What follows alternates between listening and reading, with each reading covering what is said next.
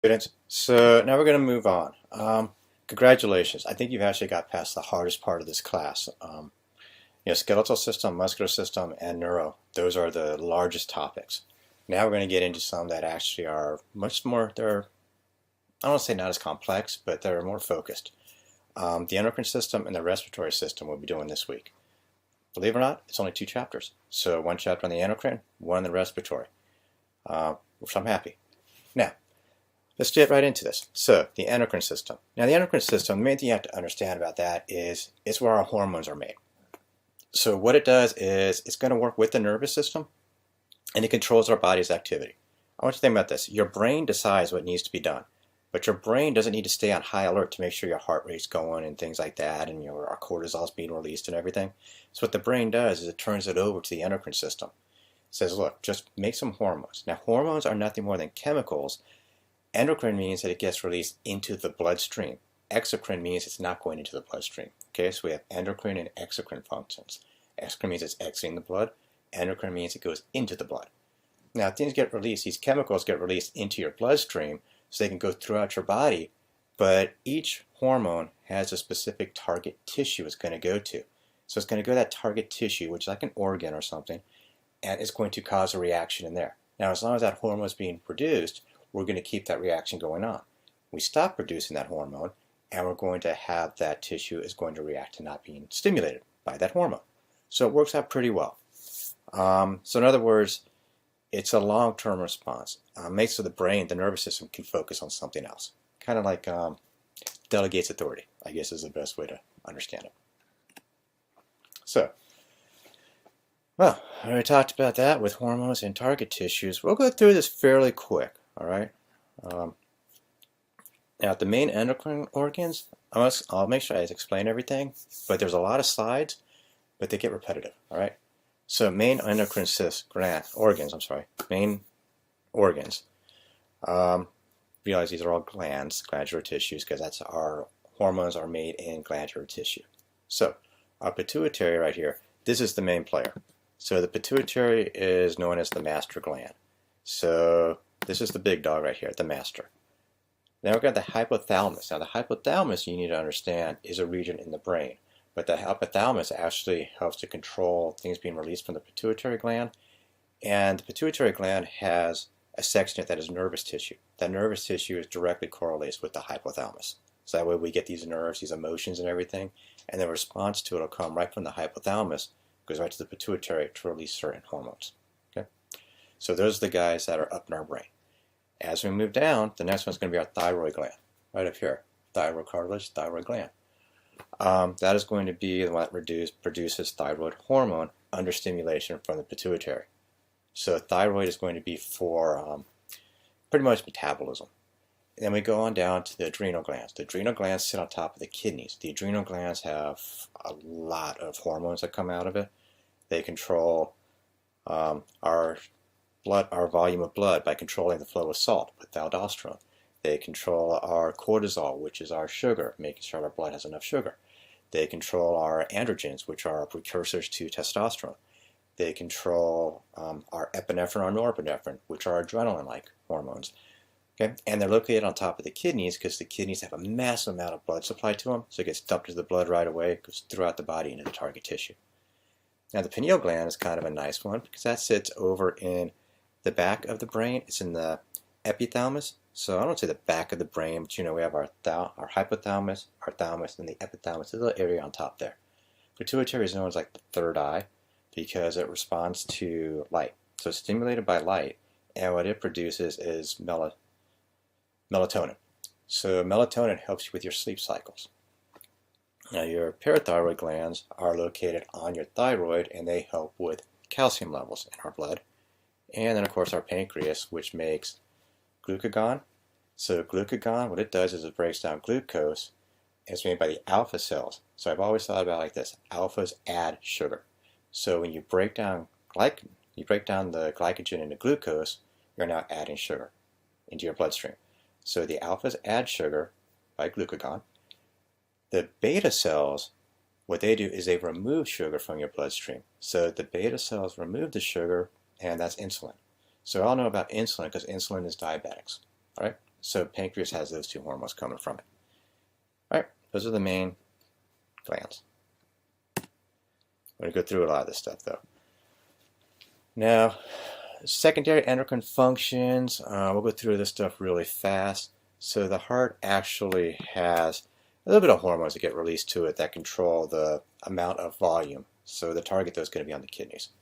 The thymus is mainly going to be for the immune system. What's a gland? Adipose is, so it's the fat. It's kind of where, now if you don't have enough fat, it's hard to get estradiol to be activated into estrogen. But there's some other glands or things that come on from there too. And we'll talk about those as we get to it. Digestive tract makes just a number of digestive hormones. Yeah, we'll go with hormones. Just digestive juices, stuff like that. Kidneys, main one there is erythropoietin. And our gonads, which is going to be our testes and our ovaries. So that's going to be testosterone, estrogen, progesterone, all those fun things. This is actually going to be one of the big charts to pay attention to. Learn this. This is going to help you out with a lot of stuff. All right. These are the hormones that come from the pituitary gland. So you can see the pituitary gland is the master gland. Pituitary gland stimulates other glands to release hormones. Okay. Let me see. I don't want to go into too much on this. What I want you to be aware of, though, is steroids are, so all of our steroids, most of our hormones are steroid type of hormones. Now, a steroid is going to be cholesterol based. Because our glands, the membranes are cholesterol based, it makes it so that steroids can easily pass through the walls of our cells and all the way into the nucleus where it's going to react on the DNA. So steroids work on the DNA of a cell. Eicosanoids, what they do are they actually get in there because they're made up of a fatty acid. So it's another way that it makes it get into a cell. So because it's fat, it goes through the cell membrane. Let's see. The only thing about the amino acid derivative ones are I want you to start thinking those are ones for energy, okay? Mainly for energy. Because your thyroid hormone, what it's going to be producing is going to be, so your thyroid gland produces thyroid hormone, which is used for metabolism. Catecholamines, what those are is they are adrenaline-like, so they come from the adrenals, the middle of the adrenals, and they make your epinephrine and norepinephrine. Epinephrine amps you up, norepinephrine can amp you up too, but norepinephrine works on your blood vessels to make it so we have better blood flow. Melatonin, though, because we have things that are going to amp you up, might as well throw one in that's going to bring you down a little. So melatonin is responsible to help you to sleep. So that comes from your pineal gland. It's a derivative of tryptophan. Now, tryptophan is a large amino acid that is found in turkey. So that's the reason why after your Thanksgiving meal, when you eat all the turkey and the gravy and all that stuff, you actually get a rush of tryptophan. It stimulates melatonin. That's why when you're done with Thanksgiving, you want to undo a couple of buttons, scratch your belly button, and sit on the couch and take a nap.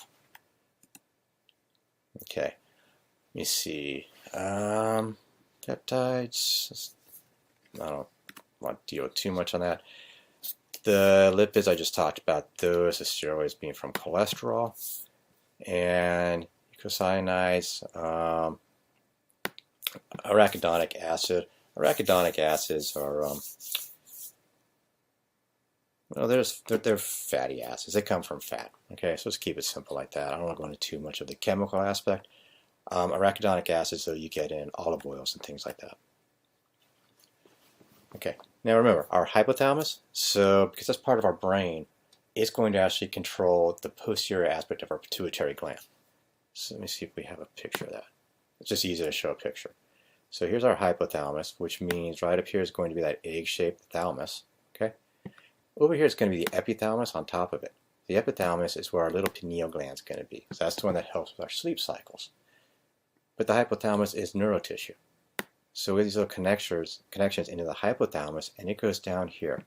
This little stalk where we actually hold the pituitary gland, that's called the infundibulum. That's just a fun word to say. Now the posterior pituitary gland is called the neurohypophysia. So the neurohypophysis, neuro means it's made up of neurotissue.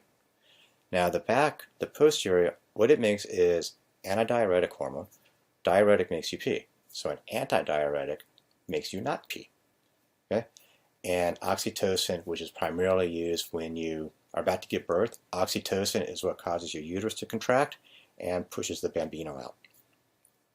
So that's the main thing about the posterior. So that is the neurohypophysis. The anterior is the adenohypophysis. The adenohypophysis means it's made out of glandular tissue. And the A for adeno means anterior. Easiest way to remember that. Okay, so the infundibulum is just the stalk. Don't worry about it. It is what the pituitary gland hangs from. And where does it sit? In the sella turcica of the sphenoid bone. Okay, this stuff keeps coming back to you. Remember that? And right here is the optic chiasm where cranial number 2 comes in. So we now have the pituitary gland is just under the optic chiasm. All right. Let me see. The pars tubularis and all that stuff. Let me see. Easiest way to go into this. Okay. What I want you to see right here, the pars part I'm not going to worry too much about. We'll hit those up as we go along. But the portal system basically just means, when you hear portal, I want you to start thinking about the blood flow through something. So the hypophyseal portal system is how the blood goes in. Because hormones get released into the bloodstream, we need to have good blood supply. So as you can see, we have a nice, good artery coming in here. And then we have all the veins. So that forms a capillary bed, which means that all these hormones are just going to be secreted right into the veins, and then they can leave the body and go to their target tissue. So coming from the, let me tell you this, okay? The target tissue from the neurohypophyseal is going to be oxytocin to the uterus and the mammary glands of the breast, and the neurohypophyseal, the posterior, is going to make antidiuretic hormone, where the target is going to be your kidneys. Okay, all the rest, the glandular ones, their target tissue is going to be other endocrine glands. Okay, so just keep that straight. The anterior goes to the glands. So the adrenal, which is glandular, is going to go to other glands to stimulate the release of hormones from those. Okay, so pars distalis, pars intermedius, and pars tubularis. So the tubulis is going to be where the infundibulum. So infundibulum, tubule. So we basically now have our hypothesis, sorry, our neurohypothesis, our hypothalamus. Yeah, you don't believe English is my primary language, but doctory is my second. So what happens now is we have our hypothalamus, and we have this stalk that hangs down. Remember, the stalk is your infundibulum. So it's like a tube. So pars tubularis is going to be in the tube. Pars intermedius is going to be, so it comes down here, and we have our posterior. So the posterior, and over here is going to be the anterior. Intermedius means it's between the posterior and the anterior. So it's this section here, pars intermedia, in between the two. Pars distalis is going to be the major portion of the pituitary gland, which is the anterior, and it is going to be more distal than everything else is to the brain. Easiest way to remember that one.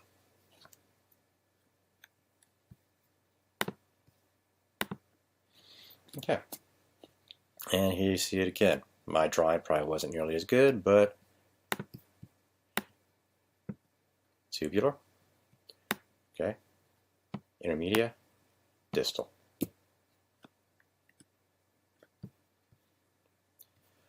See, I don't want to go into all this stuff right here. Just realize, thyroid means thyroid. Corticotropes, so corticotropic. Corticotropes just means it's going to the cortex of your adrenal glands, and gonado means it's going to your gonads, which is going to be your testes in males, ovaries in females. Lactoprolactin, that's going to produce to make you lactate, so that's going to go to your breast, and somato is going to be, somato we know means like skeletal muscle, so that's your growth hormone. Okay, so anterior lobe. Thyroid stimulate TSH. Thyroid stimulate the thyroid to produce hormone. So adrenocorticotropic. So what we're going to do now is, so we're going to the adrenal glands. So adrenal. So that's going to be your adrenal glands. We're going to go to the cortex. So cortico, remember the O means we're going to combine words together so we get an extra syllable and we sound more smarter while we're actually talking about this stuff. So adrenal, adrenaline.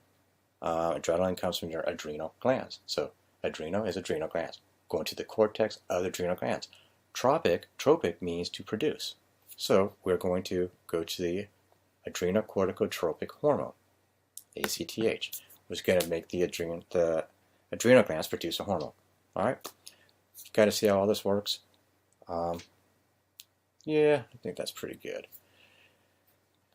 See, the pars intermedia is a unique one because it comes from the pituitary gland, and what it does is it makes melanocyte-stimulating hormones, which melanocytes are responsible for the coloring of our skin and our hair. When we get older, we don't make those melanocytes for our hair, so our hair doesn't react to it, which is why our hair gets gray when we get older. Our skin doesn't get gray, thankfully, but what happens is when you tan, your melanocyte cells, they're stimulated to make more melanin, which makes the color of your skin a little darker because that helps to protect you from sun damage. But when you lay out in the sun, we do know that UV rays, we only get enough protection, we don't get a whole lot of protection, it's still going to damage you, so skin cancer. Don't think because you're a bronze god that you all of a sudden are protected against skin cancer. Okay. Just trying to erase what I wrote. Alright, this just kind of tells you from where it is, from the anterior pituitary, and what the targeting organs are or tissues. Pretty much exactly what I just covered. These charts are good to know. Let me see. So, thyroid stimulating hormone causes the thyroid gland to produce thyroid hormone. Now don't get carried away on this, it looks really difficult, but right here, T4 and T3. T4 is, this is going to be the stable, so it can travel through the blood. T3, this is going to be the active form, which is when it's used. Okay? Calcitonin is going to come from your thyroid hormone, your thyroid gland, but it actually is going to react and work on your kidneys to make you hold on to more calcium, to put calcium in your bloodstream so we can then add it to our bones or just have calcium so we can actually have muscle contractions and things like that.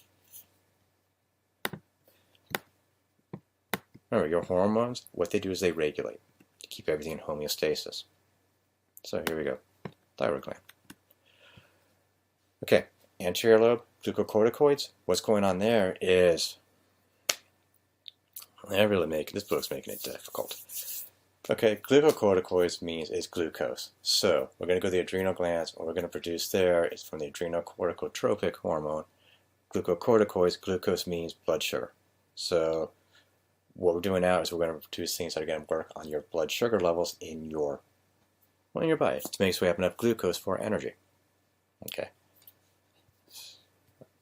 Yeah, they made this difficult. Just remember, glucocorticoids, the glucocorticoid that comes from your adrenal glands is cortisol.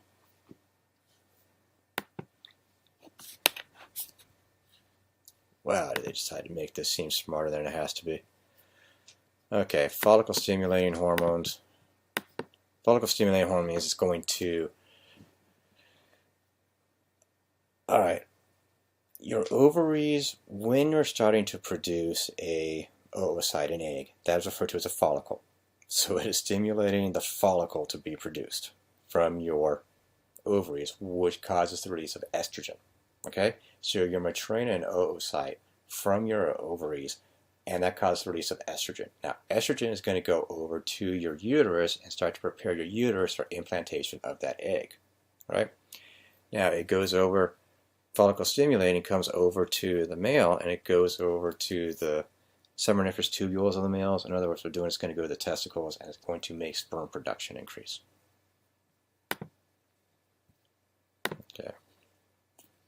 Now, luteinizing hormone is kind of a unique one, because what luteinizing hormone does is it actually causes, so the ovary, now we have an oocyte, which is the egg that's ready to go. When that gets released, what happens now is luteinizing hormone is going to go over there and it's going to make sure that we have a corpus luteum, which is the space where that oocyte was released. The corpus luteum now is going to start to produce progesterone. Okay, so estrogen prepares for implantation, progesterone maintains pregnancy. Just that simple. Let me see.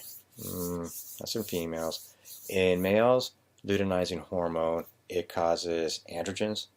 Now, androgens they get released from our adrenal cortex, and that is a precursor to testosterone.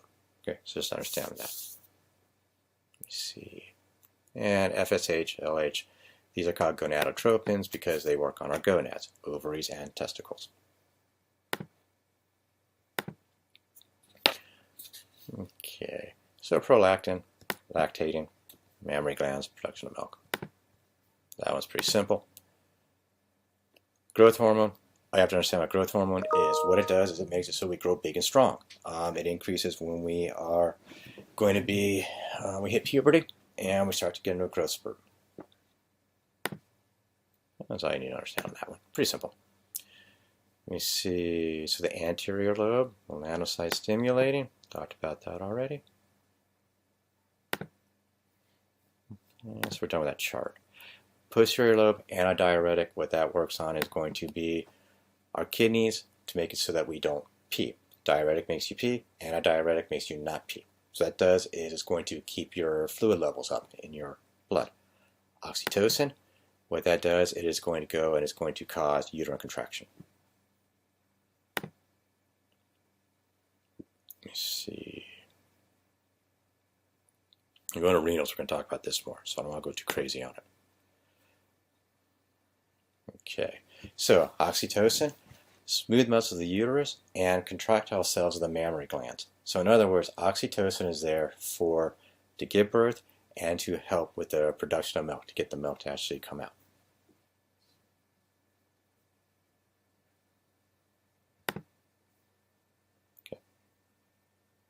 Okay. In males, what oxytocin does is it contracts the muscles in the prostate to actually help push stuff through. Alright, now your thyroid gland. Let me see. Picture's always better. So on your thyroid gland is located, so right here, this is going to be thyroid cartilage. It's above the thyroid gland. That is where our Adam's apple is in a guy. Now we're going to have the two lobes. We're going to have our right lobe there and our left lobe. Let me get a color that's not the same color as everything else in here. This one will probably show up pretty good. So this right here is going to be the left lobe, this is going to be the right lobe, and it is connected by an isthmus. The isthmus is between the two lobes. Now the lobes are going to have superior lobe, so left superior lobe, left inferior lobe. Right superior lobe, right inferior lobe. And connected by the isthmus, kind of a butterfly shape. Okay, what I want you to understand here is in the thyroid gland, the thyroid actually, that's where we're going to need iodine. So we're going to have thyroglobulin, which is pretty much a protein, thyroid, just thyroid proteins, and we're going to add to that an iodine. So now we have like a glob of thyroid proteins with an iodine. Now, what we're going to do now is we're going to put into a stable form, thyroxine, T4, and that's going to break down, or it can be released as triiodothyronine, which is your active form of T3. T3 gives you more energy. T4 allows it to be stable to travel through your body and then go to the cells that need to break it down to make energy. So this is going to be increases metabolism. Your thyroid gland actually extracellular stores a lot of thyroid hormone in the T4. So it is ready to be released. So it stores like a month's worth of thyroid hormone. So understand, that is storage. What stimulates the thyroid hormone to be released is going to be thyroid stimulating hormone coming from your pituitary gland. It's just a follicle cell. Don't worry about that. Just a cavity in there, which means we actually have thyroid hormone. Okay. Now, there's a really confusing way to make things so that it just seems real, like you're really smart. Okay, here it is. So your TSH comes from where? So we have our TSH, which came from our pituitary gland. So when our thyroid hormone is low, so thyroid hormone, so if that is low, so if this is low, it means that our thyroid gland, our pituitary gland, is going to produce more thyroid stimulating hormone to try to make it produce more thyroid hormone. In other words, your pituitary gland is going to be screaming, it's going to tell your thyroid hormone, hey, can you make more thyroid hormone? So your pituitary tells your thyroid gland, make a little more hormone. Your thyroid gland doesn't make enough. So now your pituitary gland starts to yell at it, starts yelling, hey, make more. So in other words, the volume, the amount that the pituitary gland is producing to try to stimulate the reaction increases until what finally happens is your thyroid hormone, we start to make more of it. So we start to make, your thyroid gland makes more thyroid hormone, and what that does is it brings the amount, of thyroid hormone in your blood up, and when that goes up, we're going to bring down the amount of thyroid stimulating hormone. That is the balance, okay? So what controls your thyroid gland is your pituitary gland. It controls it by releasing thyroid stimulating hormone. Okay. This is just a picture, and the picture they did for this doesn't really make it seem easy. Okay, now we're also going to have some cells on the thyroid gland, and what they do are they're going to make calcitonin, and they're called parafollicular cells. They're not associated with the thyroid gland, but they do control calcium levels. Now we're also going to have, let me see, parathyroid gland. Let me see, what I want to start going into is, so your parathyroid glands, I don't want you to start getting those confused with the ones that make the calcitonin, okay? Calcitonin is going to go to your kidneys, and it's going to make your kidneys hold on to calcium. Parathyroid glands, we can find those, okay? These are the 4 glands, parathyroid glands. And what they do are they're kind of on the posterior aspect of the wings, and what they do are they get released when our calcium levels are low in our blood. And what they do, parathyroid hormone pulls calcium out of your bones. So high parathyroid hormone is going to remove calcium from your bones, and it can lead to osteoporosis if we have a problem. Okay, so parathyroid hormone, what does it do? Increases blood calcium by pulling calcium ions out of your bone. It stimulates the kidneys to produce calcitrol, which will increase the intestinal absorption of calcium ions and all sorts of stuff. What we're trying to do now is, remember, parathyroid hormone puts calcium into the blood. Okay. So once again, osteoclastic activity. Talk about that stuff soon.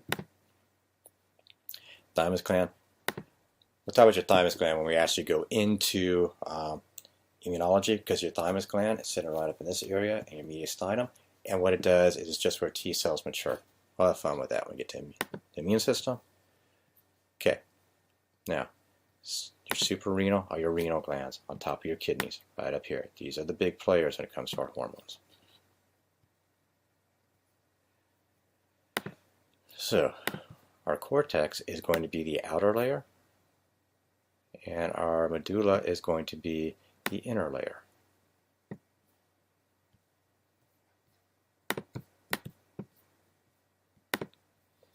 Okay, now we have zones in here. So the zones in our cortex, we're going to have the zona glomerulosa, which is superficial, zona fasciculate, which is intermediate, zona radiculus, which is going to be deep.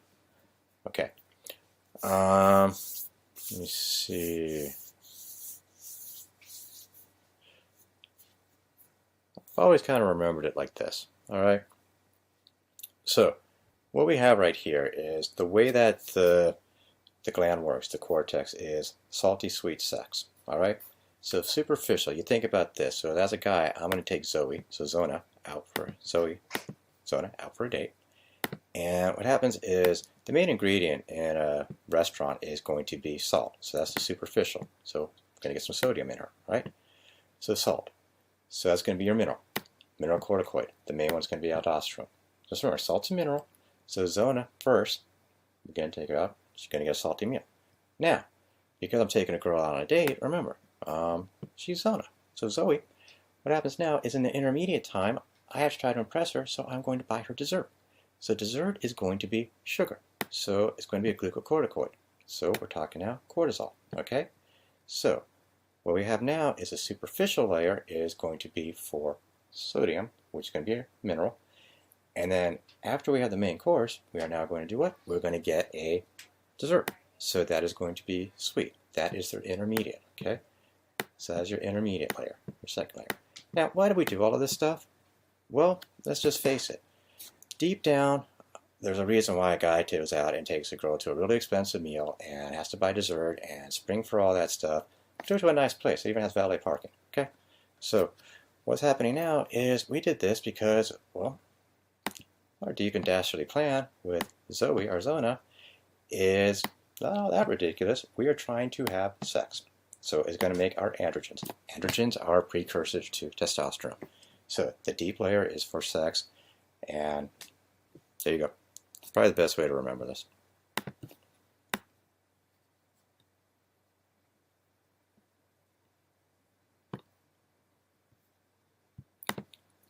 So superficial. So superficial, that's going to be salt. Okay, our minerals. Okay. In the middle is going to be dessert, which is going to be our sugar, which is going to be our glucose.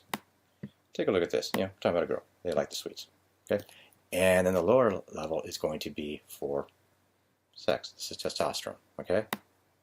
So, salty sweet sex. Okay, I think we already mentioned all this stuff. Aldosterone helps you to hold on to sodium, which holds on to water. Okay? So, let me see. Zona fasciculata. Let me see. Cortisol. So that's the middle layer. What that's going to do is it goes to the liver. Makes it so we're going to take glycogen. We're going to produce glycogen. But it also, cortisol produces, it can make glucose out of non-carbohydrate.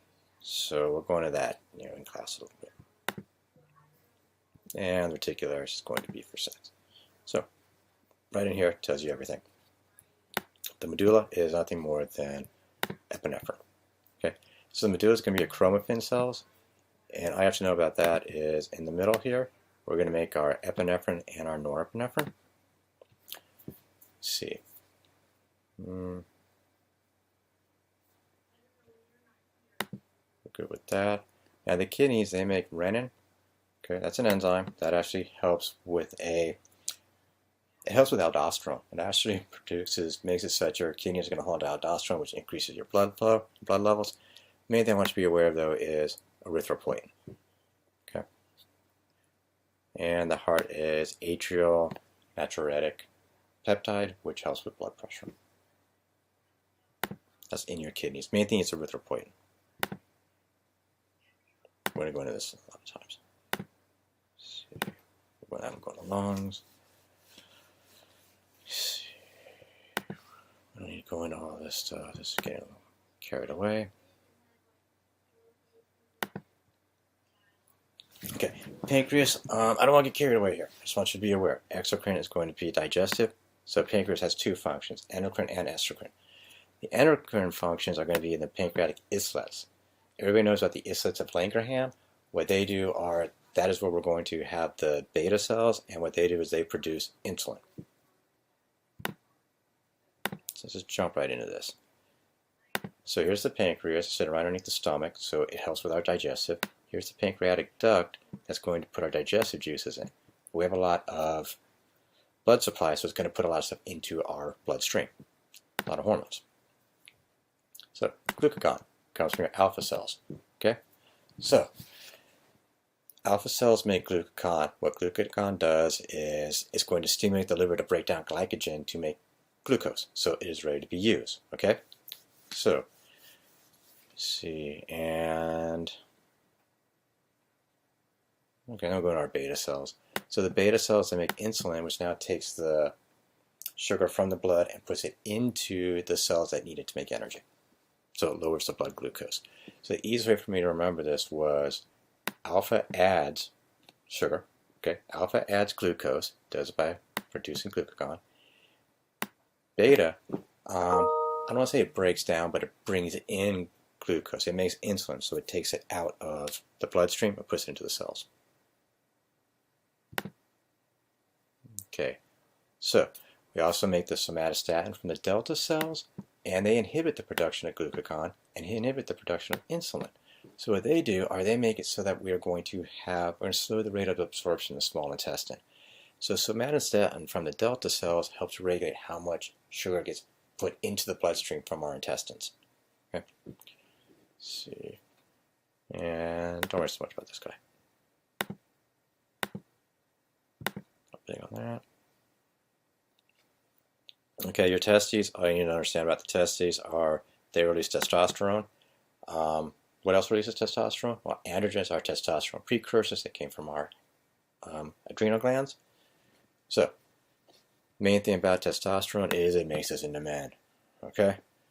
Now, we have nerve cells that they get depressed from follicle stimulating hormone. Okay, and what they do are they try to maintain the level of sperm that we're always going to have. Under testosterone, we're constantly making sperm. Okay, so guys are simple. Ladies, a little more confusing. So, what happens now is in your ovaries, remember we get that oocyte, that egg that starts to develop, so it develops within the follicle cells. And as it matures, because of follicle stimulating hormone, what now happens is the egg, when it matures, it gets released. And when it gets released, it makes this little corpus luteum. The corpus luteum now makes progesterone. Corpus luteum also releases something called relaxin, which makes it so that your hips, so your pubic symphysis will actually relax and open up, which is the reason why after a woman gives birth sometimes, they're like, my hips never came back, they stayed wide. Okay? It is because of this hormone, relaxin, that was made by the corpus luteum, which also made progesterone to maintain the pregnancy.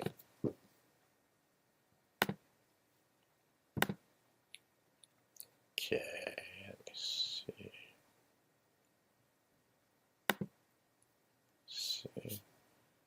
Cover that stuff. So kind of just understand these right here. Charts are good when it comes to the test.